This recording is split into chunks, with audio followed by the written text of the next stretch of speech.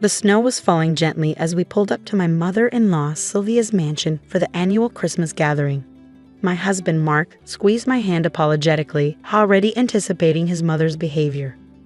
"Clara, sweetheart, maybe this year will be different," he said, though we both knew better. I adjusted my simple sweater and smiled. "It's fine, Mark. I'm used to it by now." What Sylvia didn't know, what none of them knew, was that I had been the anonymous buyer when she'd been forced to sell the mansion last month. After her husband's death, she discovered the estate was in debt, and only a quick sale had prevented foreclosure. I purchased it through a holding company, allowing her to remain as a tenant while I collected rent. She had no idea her despised daughter-in-law was now her landlord. The front door opened before we could ring the bell, and there stood Sylvia in all her glory, designer dress, flawless makeup, and that practiced look of disapproval she reserved just for me. "Mark, darling."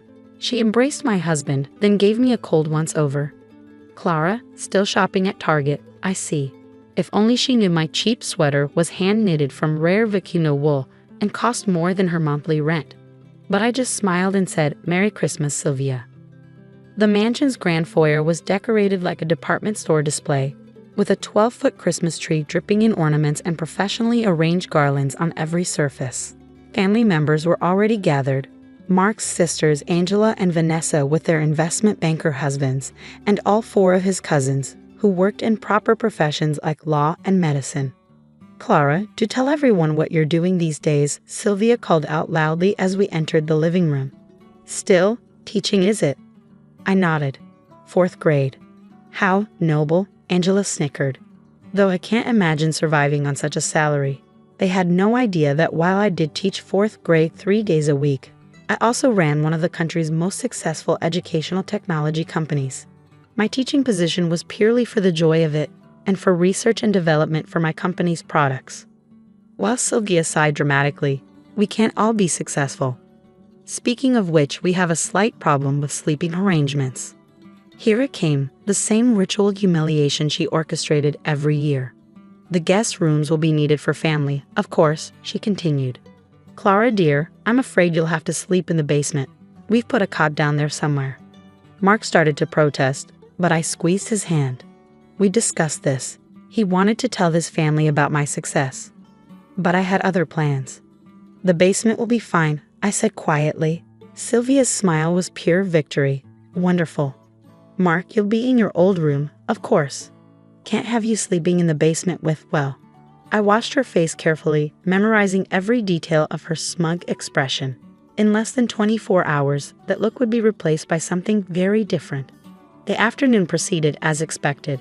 Sylvia paraded her wealthy children and their spouses around like prize ponies, making sure to contrast their success with my modest career at every opportunity. Angela's husband Greg bragged about his latest acquisition, while Vanessa's spouse Peter detailed his new summer home in the Hamptons. If only some of us had been more ambitious, Sylvia sighed, looking pointedly at me. Mark could have done so much better. I bit back a smile, thinking of the documents in my briefcase upstairs. Mark had done better than any of them knew, not because of my wealth, but because he'd married someone who loved him for himself, not his potential earning power. At dinner, I was seated at the far end of the table, away from Mark, next to the children's table. Sylvia made a show of serving the family first, leaving me with whatever remained. "I hope you don't mind the regular wine," she said, pouring me something from a cheap bottle while the others enjoyed expensive champagne. "We save the good stuff for special guests." "This is fine," I replied, sipping what I recognized as a $5 grocery store wine. I thought of my wine cellar at home, filled with vintages that would make Sylvia faint if she knew their value. As the evening wore on, Sylvia's comments grew more pointed, fueled by expensive champagne and an appreciative audience. "You know, Clara," she said loudly during dessert, "when Mark first married you, I thought surely he'd come to his senses quickly. A teacher, and not even at a private school." The table tittered with polite laughter. "But here we are, 5 years later, and you're still, well, exactly where you started. No advancement, no ambition, nothing to contribute to the family's status." I helped myself to another slice of pie. "We all contribute in our own ways, Sylvia." "Oh yes, I'm sure you teach those little children very well," she patronized. "Though it must be difficult living on such a modest salary, Mark tells me you insisted on keeping your finances separate, probably for the best, really. Wouldn't want to drag him down. If she only knew that my company's latest valuation was higher than the combined net worth of everyone at this table, including her precious sons-in-law's investments. As the evening wound down, Sylvia made a show of directing everyone to their rooms. Angela, Greg, you have the blue suite. Vanessa, Peter, the rose room. Cousins, you're in the East Wing guest rooms. She turned to me with false concern. Clara, you'll find the basement door by the kitchen. I believe there's a bathroom down there somewhere. Mark tried one last time. Mother, this is ridiculous. Clara should stay in my room. Absolutely not, Sylvia declared. This house has standards, Mark.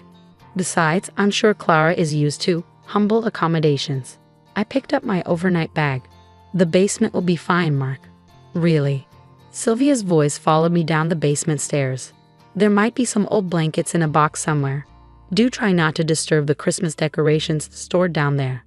The basement was cold and dusty, with bare concrete floors and exposed pipes. The promised cot was a rusty frame with a thin mattress that had seen better days.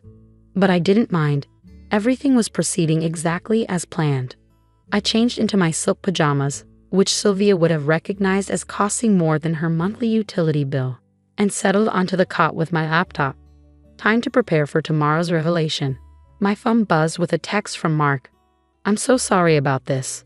Please let me come down there. I smiled and replied, stay in your room.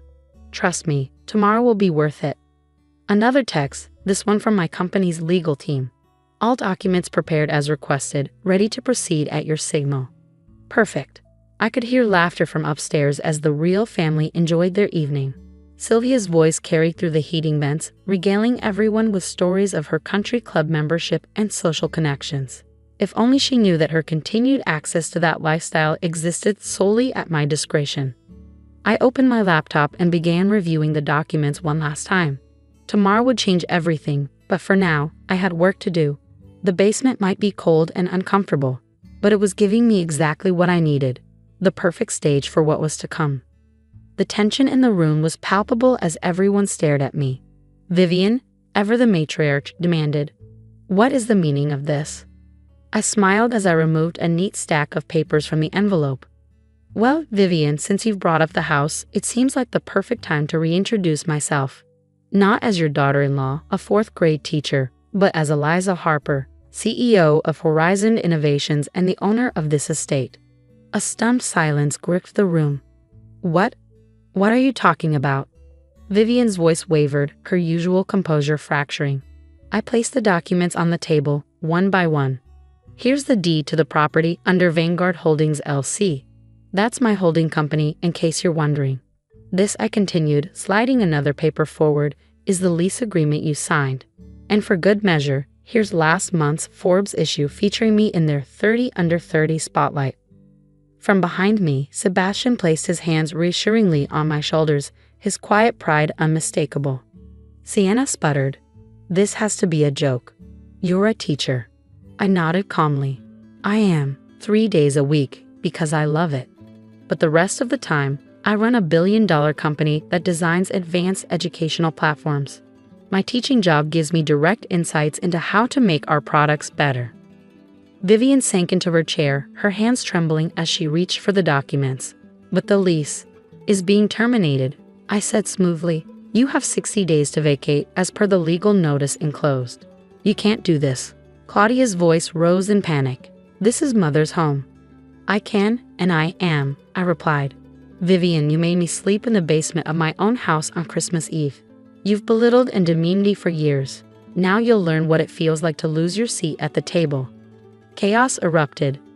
Sienna and Claudia's husbands began arguing about legal loopholes, while Vivian sat frozen in her chair, grappling with the reality of her situation. The staff, Vivian whispered suddenly. They've been different lately. Did they know? Of course, I said. They work for me now, and they've been invaluable in documenting how you've treated them. But where will I go? She asked, her voice cracking. Perhaps the basement? I suggested with a small smile. I hear it's adequate for people of modest means. Sebastian's grip on my shoulders tightened slightly, as if cautioning me. I sighed and softened my tone. Don't worry, I've arranged for a 2-bedroom unit at a retirement community nearby. The first year's rent is paid. After that, you'll need to manage within your means. Vivian's face crumpled. A retirement community? My friends will likely join you soon when their financial situations become apparent. I said coolly, this isn't just about the house. It's about teaching you a lesson in humility. Claudia rose dramatically. Mother can live with us. Can she? I asked, tilting my head. Are you sure Liam's investment woes can handle that expense? Liam's sudden interest in his coffee cup spoke volumes. And Sienna? I continued. Although given Darren's unfortunate habit of leveraging your assets for risky ventures, I wouldn't bet on it. Neither Darren nor Sienna dared respond. I gathered the documents and returned them to the envelope. You have 2 months, Vivian. The house contents stay. And perhaps consider canceling your club membership. You won't be able to afford the dues. Why? Vivian asked softly. Why did you let me stay here at all? Because I wanted you to experience living at someone else's mercy, to understand what it's like to depend on kindness you haven't earned. I stood signaling to Sebastian. We'll be leaving now. Enjoy your Christmas, and the presents under the tree, consider them severance gifts. In the car, Sebastian glanced at me. Did you really buy the estate just to teach them a lesson? I chuckled. No, it's a valuable property. Teaching them a lesson was just a delightful bonus. He reached for my hand. Angry? Are you kidding? You've been the bigger person for years, letting them walk all over you. I'm amazed at how you handled it. The timing was right, I said simply. And making me sleep in the basement of my own house? That sealed the deal. 6 months later, I hosted a family dinner at the estate, now remodeled to suit my tastes. Vivian had settled into her retirement apartment and sent me a letter of apology. Sienna and Claudia had become far more respectful, likely due to Horizon's continued media coverage. Vivian arrived in a simple outfit, her previous hauteur replaced by humility. Eliza, she said warmly, thank you for inviting me. I nodded. Would you like a tour? She followed me through the rooms she once ruled, now transformed. The formal sitting room was a library. Guest rooms had become an office and a technology lab. We ended in the basement, now a sophisticated wine cellar. Far better than a cot, don't you think? I said lightly. Vivian traced the label of a fine vintage. I used to serve this at parties. I know you called it a special occasion wine, though it was quite average. Much like this house was a facade for wealth you didn't actually have. She flinched but nodded. I've learned. About what matters. About real accomplishment. Good, I said gently. That's what this was about. Not revenge, but education. And as a teacher, I believe in second chances. Upstairs, Sebastian showed Sienna and Claudia my latest project designs. For once, they listened attentively. Later in my office, Sebastian wrapped his arms around me, happy. I leaned back against him. The best revenge isn't power or wealth. It's teaching someone to grow. Vivian called me dear tonight, and she meant it. He laughed. The CEO who still sees herself as a teacher. Always, I replied. Some lessons just take a different kind of classroom.